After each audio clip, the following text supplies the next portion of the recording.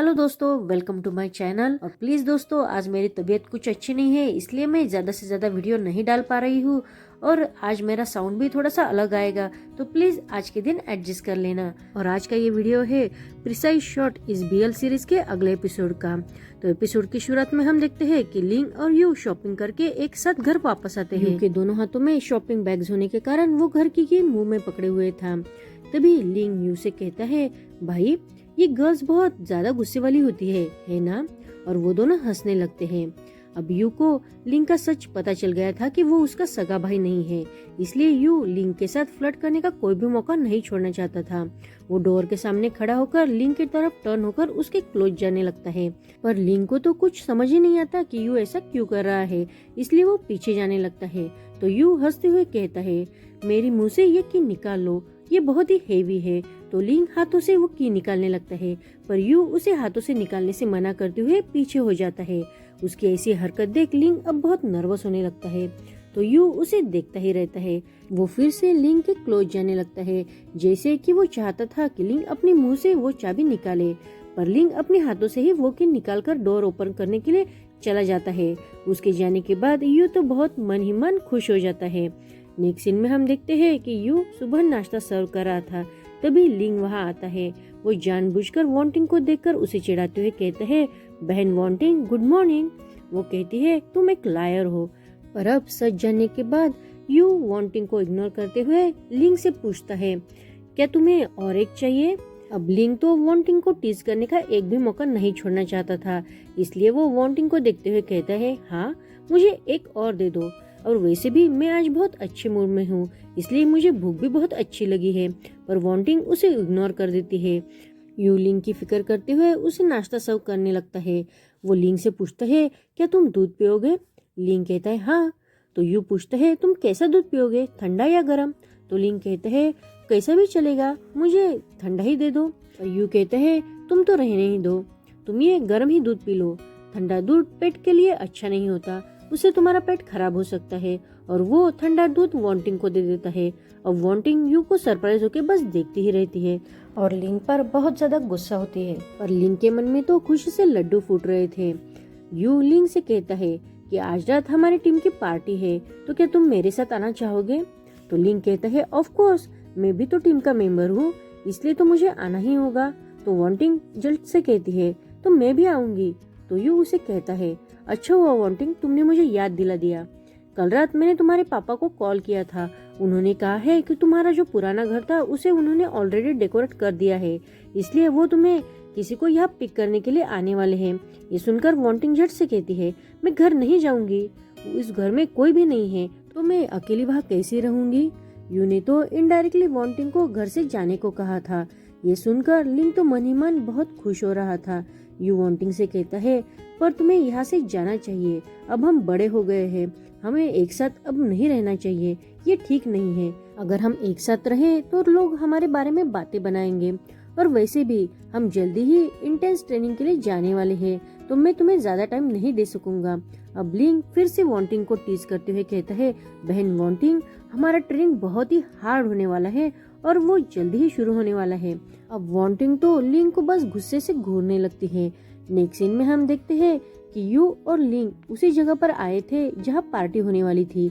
वो जगह देखकर लिंग तो सरप्राइज होकर यू से पूछता है, भाई ये कितनी बढ़िया जगह है, क्या आपने इसे चूज किया है?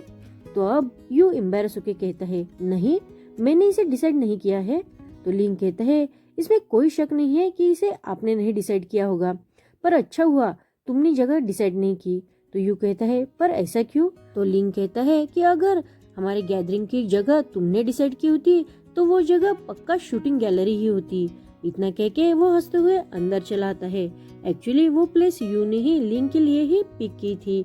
आगे हम देखते हैं कि सब टीम मेंबर पहले से ही पार्टी के लिए आ चुके थे। उनको यू का नेचर पता था, इसलिए यू को आते ही वो सब सीरियस हो जाते हैं।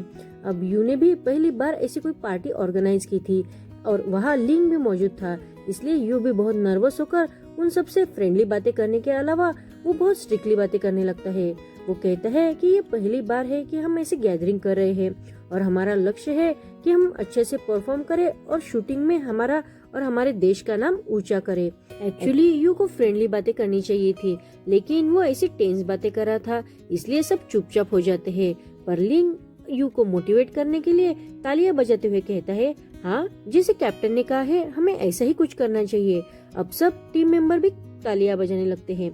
अब शुयुआन कहता है, कैप्टन ये पहली बार है कि आपने ऐसी गैदरिंग ऑर्गेनाइज की है और हम सबको यहाँ बुलाया है।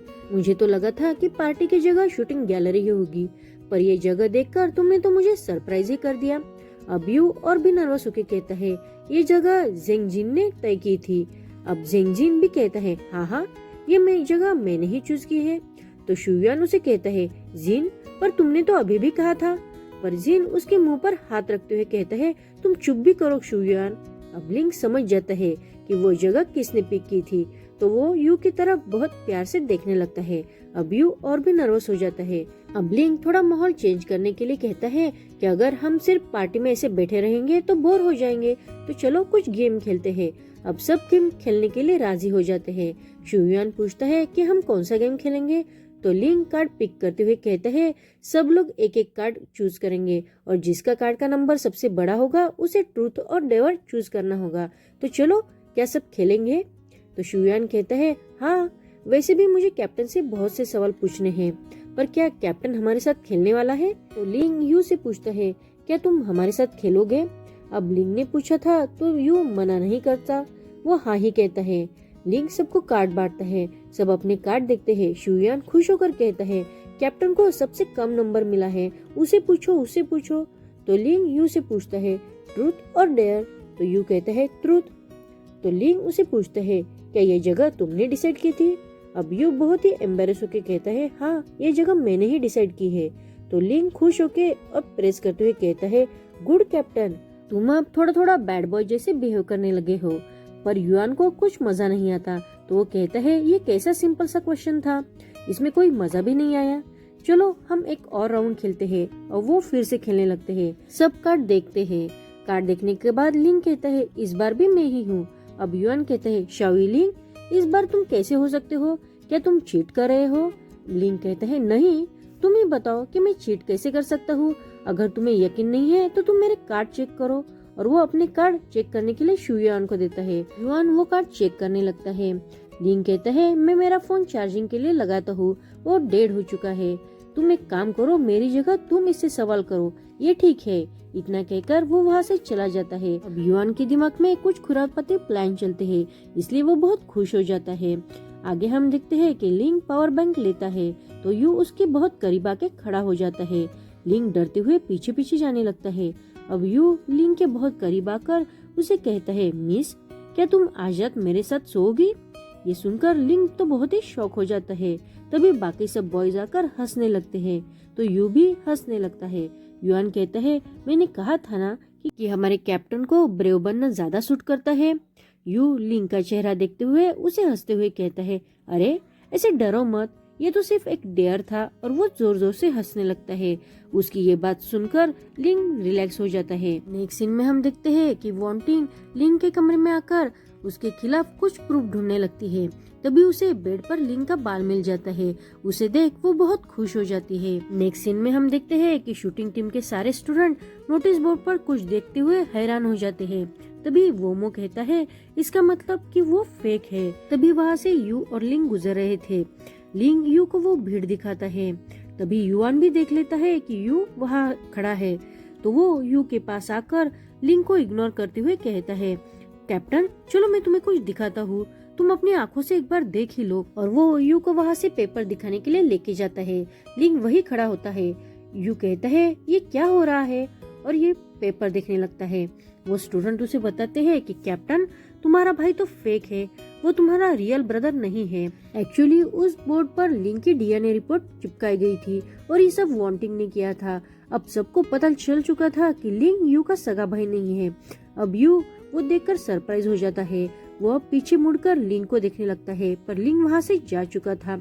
नेक्स्ट सीन में हम देखते हैं कि कोच वही रिपोर्ट मिस्टर शाओ को दिखाते हुए कहती है, तुमने ये रिपोर्ट देखी क्या? तुमने तो अपने हाथ से ही ये सब बर्बाद कर दिया है। अब सारे स्कूल को भी लिंग की सच्चाई पता चल चुके हैं। पर मिस्टर शाओ बहुत ही शांति से स्माइल करते हुए कहते हैं, मैंने वांटिंग को अंडर एस्टिमेट किया, और कोच आगे कहती है, पर तुम अब आगे क्या करने वाले हो? पर मिस्टर शाओ वहाँ भी रिलैक्स होके कहते हैं, मेरे हिसाब से वांटिंग अपने एज के अनुसार जितनी चाहिए उतनी मैच्योर नहीं हुई है, तो उसे अब मैच्योर होना होगा। नेक्स्ट सीन में हम देखते हैं कि लिंग बहुत ही उदास होके सोचते हुए कैफे में मिस्टर शाओ का वेट कर रहा था। तभी मिस्टर शाओ वहाँ आते हैं। वो लिंग को देखते हुए कहते हैं, क्या हुआ है, तुम इतने उदास क्यों दिख रहे हो? तो लिंग कहते हैं, अंकल शाओ मुझे माफ कर दो, पर मैंने अपना फेक बेटा बनने का बेस्ट ट्राई किया। पर मिस्टर शाओ से कहते हैं, इसमें तुम्हारी गलती नहीं है, मैंने ही इस बात को बहुत हल्के में लिया था, पर मैंने जितना ऑब्जर्व किया है उस हिसाब से मुझे ये मैटर इतना बड़ा भी नहीं दिख रहा है। वैसे भी यूयू तुम्हारी बहुत प्रशंसा करता है, वो तुम्हें माफ कर देगा।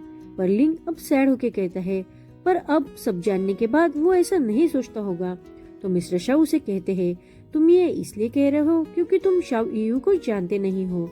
वो तुमसे मिलने से पहले बहुत मुश्किल से हंसता था, पर अब तो तुम्हारे साथ वो बहुत ही खुश रहता है। अब वो लिंग को यू के बारे में बताते हुए कहते हैं कि मैं जब शूटिंग से रिटायर हुआ था तब यू सिर्फ 5 साल का था। मेरे शूटिंग के कोच और टीम मेंबर कहते थे कि मैं बहुत ओल्ड हो गया हूँ, इसलिए मैं शूटिंग की एक्यूरेसी भूल चुका हूँ और इस वजह से मैं प्रोविजनल टीम भी ज्वाइन नहीं कर सका। तो तुम नेशनल टीम के बारे में तो मेरा सपना भूल ही जाओ। रिटायरमेंट के बाद मेरी फैमिली ही मेरा सब कुछ थी, पर जब ईयू की माँ मर गई और वो बहुत गिल्टी फील करने लगते हैं। यहीं पर हमारा ये एपिसोड खत्म होता है। आपको ये सीरीज कैसी लग रही है प्लीज कमेंट करना मत भूलना। Thank you for watching and please subscribe my channel.